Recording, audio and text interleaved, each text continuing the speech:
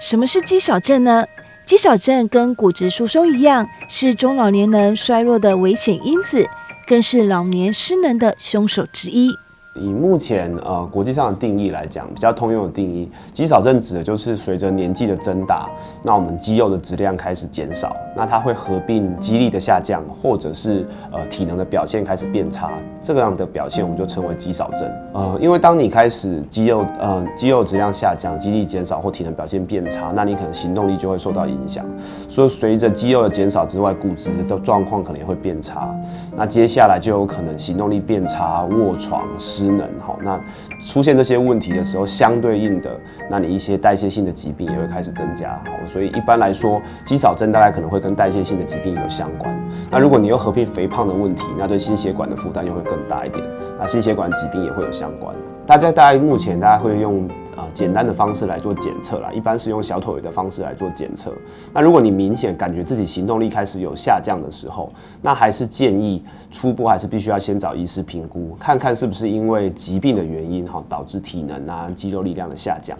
那如果排除之后，单纯是因为我刚刚讲的就是年纪的状况导致的，那接下来就可能要透过2种方式来介入，一个就是营养的部分，第二个就是运动的部分。那营养的部分，为了要让肌肉的质量提高或者整体的状况变好，那你可能必须要摄取比较好的蛋白质，所以在蛋白质的补充上面就会特别的重要。那当然，如果它影响到骨质的话，那同时钙质跟维生素 D 也必须要做补充。那运动的部分，如果我们讲一般的老年人的运动，那我们通常会建议是多模式的运动，就包含了有氧运动、阻抗力的运动、平衡的运动，那这些都是包含在里面。那如果是单指肌少症的部分，那大家特别重视的就会是阻抗力的运动。那透过阻抗力的运动的训练，那就有可能再搭配营养上面的结合，就有可能让肌少症获得改善，或者可以做到预防肌少症的问题。接下来，请体能训练师教长辈们如何透过运动来改善肌少症。那肌少症呢，它是一个症状的表现，不是疾病。那常常遇到的是我们下肢、大腿跟小腿的肌肉量慢慢的流失了，那影响我们日常的生活能力。平常呢有5个征兆，我们可以自己做评估。第一个呢是体重变轻，他的裤头变松了；第二个呢是他跌倒的几率反复的跌倒；那第3个呢是他的握力下降。平常在转水瓶的盖子的时候啊，静脉开水啊，会开没开。那第4个呢是行动缓慢，走路变得比较慢。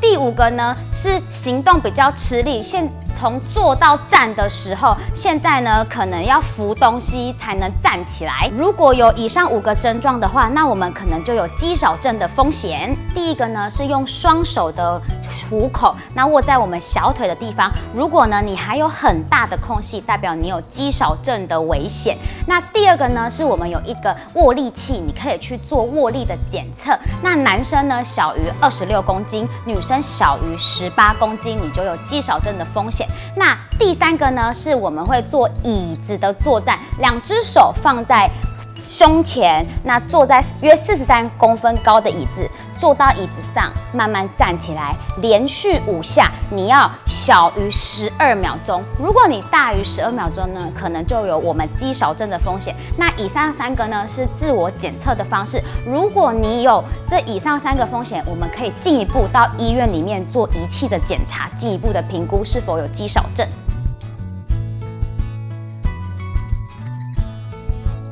我们会建议呢，先以重量训练为主，因为我们平常在做很多动作的时候呢，是需要有我们身体的力量去支撑的。训练多一点点的力量呢，在我们面对状况、日常生活能力的时候，可以更进一步的去预防它。我们平常在做负重训练的时候呢，会有增加一点点的重量，像是会拿到我们的哑铃，或是家中常见的毛巾，让它有拉扯，像是水瓶，平常就有的水瓶，增加一点点的重量，从徒手慢慢的增加一点重量去训练。那平常呢，在训练握力上呢，会比较少用到。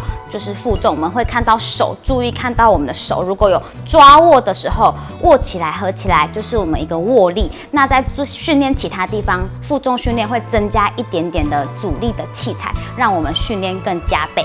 那在运动之前呢，有几个要注意的事情。第一个，我们要穿着宽松的衣服。那第二个呢，准备毛巾跟水壶，适时的补充水分。那第三个呢，运动的过程中呢，要保持正常的呼吸，不憋气。还有第四个呢，我们要做一张椅子，准备一个43公分高的椅子。那最好是把椅子有扶椅的、有靠背的，把它靠在墙上，保持我们的安全。那接下来呢，我们会教大家几个在家中就可以做的运动。第一个呢是坐椅抬腿，待会儿呢可以跟着我一起做，示范给你看。待会把你的脚抬起来，身体保持正正的看向正前方。接下来把脚慢慢的推出去，脚尖勾起来。现在用你的手摸摸看你的大腿有没有一块紧紧的地方，就是我们大腿的前侧。再准备慢慢的收回来，慢慢的踩到地板上。OK， 所以会抬起来，往前推出去，收回来。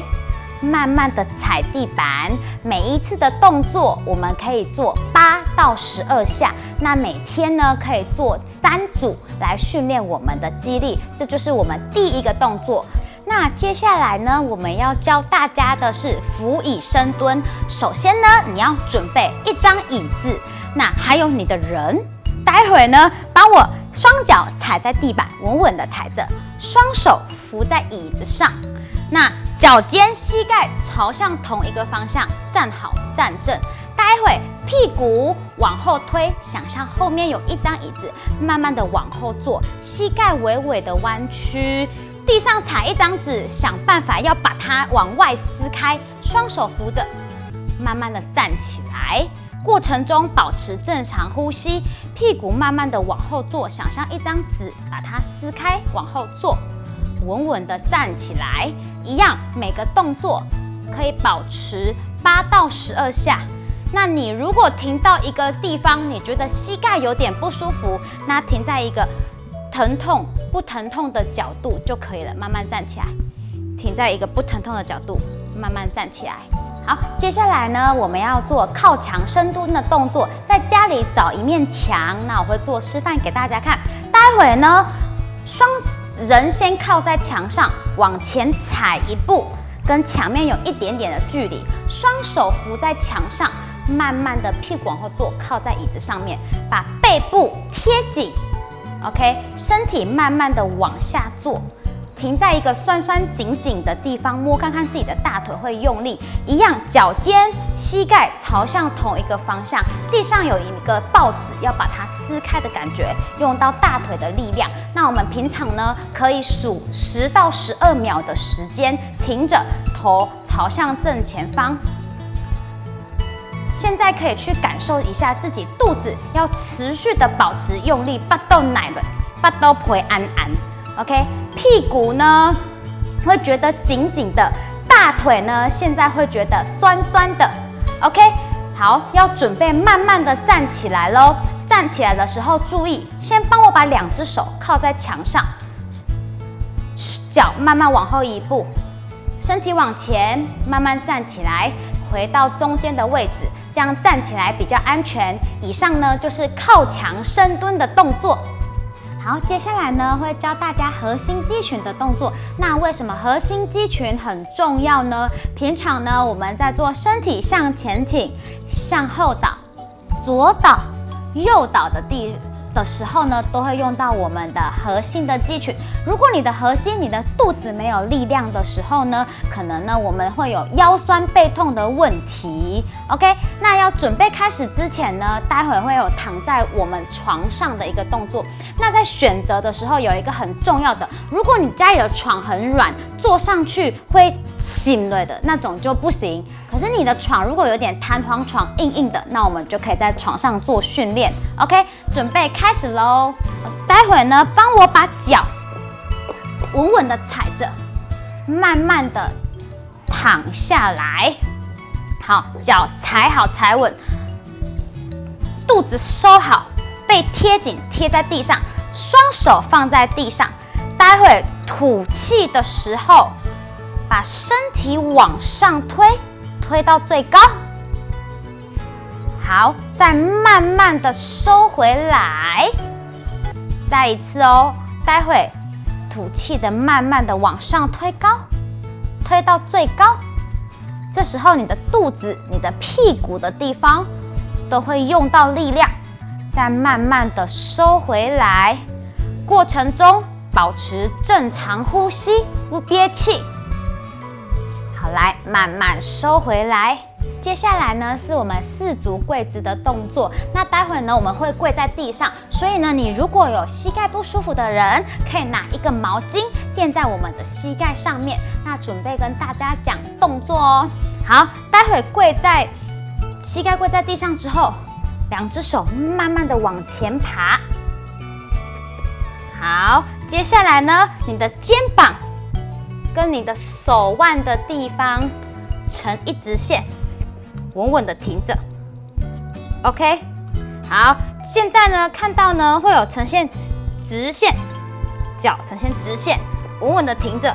这时候背打直，看向正前方。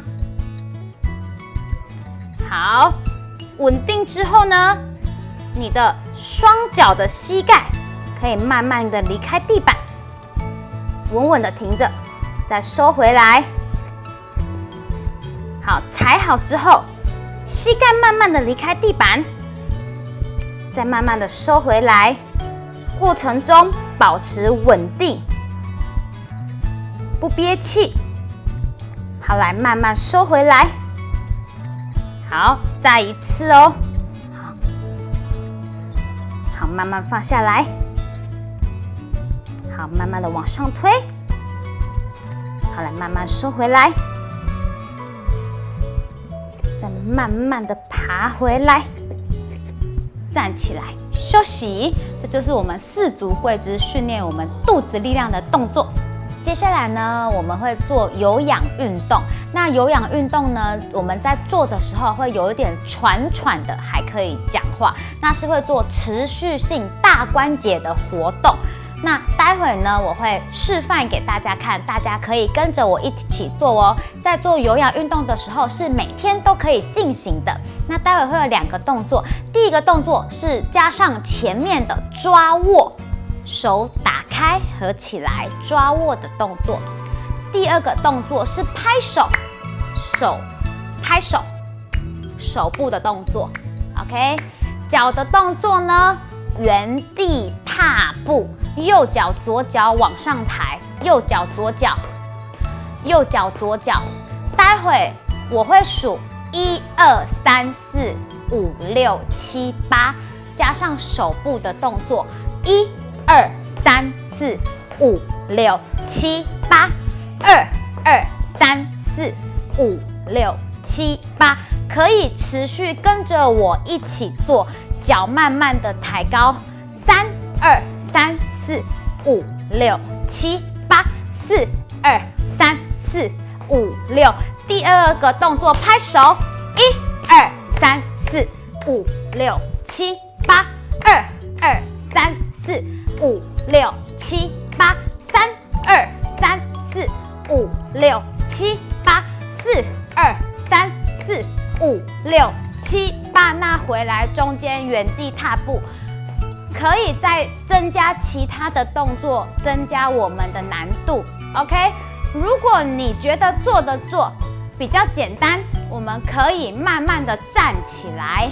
站起来的时候呢，可以帮我把脚抬高，脚抬高。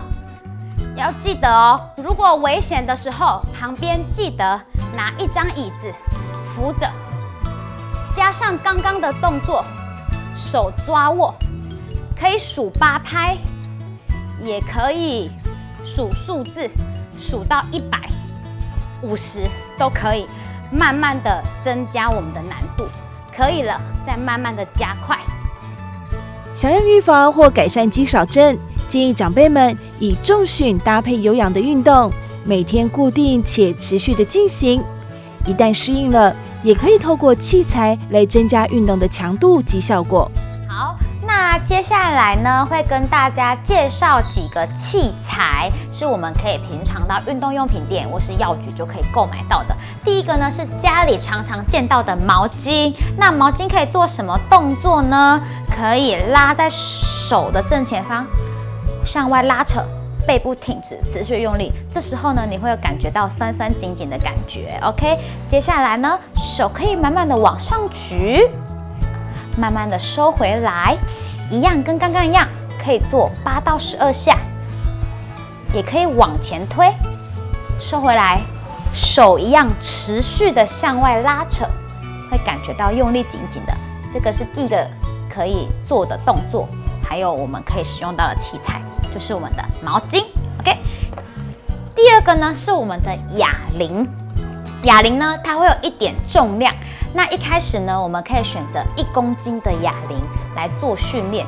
那哑铃的动作呢，现在举一个在手部哑铃的动作，我们可以做慢慢的往平举，慢慢的收回来，训练到我们的肩膀的部分。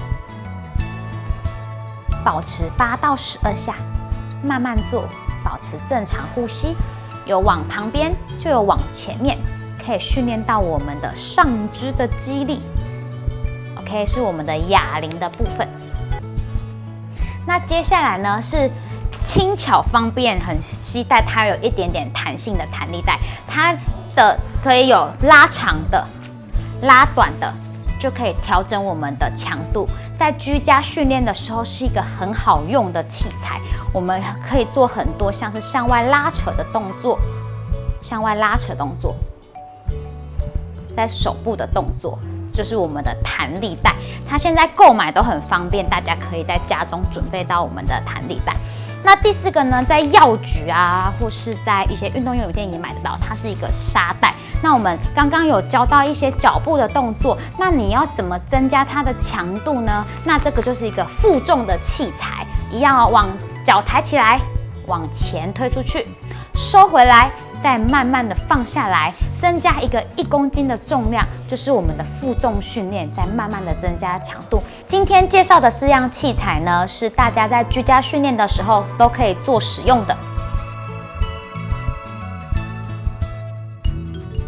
运动呢，除了可以远离我们肌少症之外啊，还可以强健我们的大脑。在运动的过程中呢，我们心脏血管啊会慢慢的把血液打血经过我们的大脑。那在促进血液循环，除了保护我们心脏血管，还可以强健我们的大脑。那有研究显示呢，如果你的握力越低的话，你罹患失智症的风险就越高。那其实还有很重要的是呢，在银发族运动，除了可以维持日常生活能力之外，在你睡觉的时候会有比较好的睡眠品质，那可以放松心情。在社区的时候，很常阿嬷上课隔天说，哦，她今天回去很好睡耶。所以这就是一个我们在做运动的时候发现，银发族来说，运动是一个很重要的。第3个呢，就是我们可以找自己的家庭医生，那医师呢会给你相关的处方。那以上呢就是我们今天从认识肌少症，那肌少症常见的症状，在家里怎么样的自我评估，还有负重训练跟居家的运动的一些激励的动作。那大家在家里的时候呢，可以自己练习自己做，